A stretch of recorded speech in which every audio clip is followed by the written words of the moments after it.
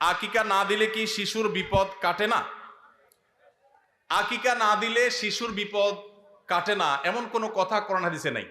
তবে আকিকা দেওয়া এটা গুরুত্বপূর্ণ একটা আমল।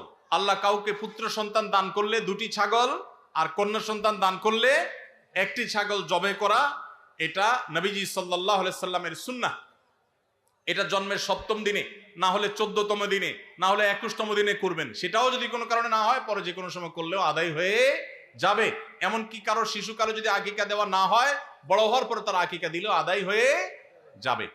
এই আকিকা এটা না দিলে যে বিপদ কাটে না এরকম কোনো কথা নাই। তবে হ্যাঁ, বিভিন্ন হাদিসে নবী সাল্লাল্লাহু আলাইহি সাল্লাম বলেছেন, কুল্লু গুলামিন মুরতাহানুন বিআকিকাতিহি, বাচ্চার এটা আকিকার উপরে সে অনেকটা ডিপেন্ডেন্ট থাকে। এই হাদিসের ব্যাখ্যা অনেক মুহাদ্দিসরা বলেছেন, আকিকা না দিলে, আকিকা দেওয়ার ফলে সে বিভিন্ন ক্ষয়ক্ষতি থেকে বেঁচে থাকতো। অনেকে বলেছেন শয়তানের কুমন্ত্রণা থেকে বেঁচে থাকে আকিকার মাধ্যমে, এটা থেকে সে আর বাঁচতে পারে না, ওই ক্ষতি তাকে স্পর্শ করার সম্ভাবনা থাকে। তবে কেউ আকিকা দিতে পারলো না, অন্য কোনো আমল করলো তার সন্তানের জন্য, আল্লাহ তাআলা তাকে সেভ করতে পারেন।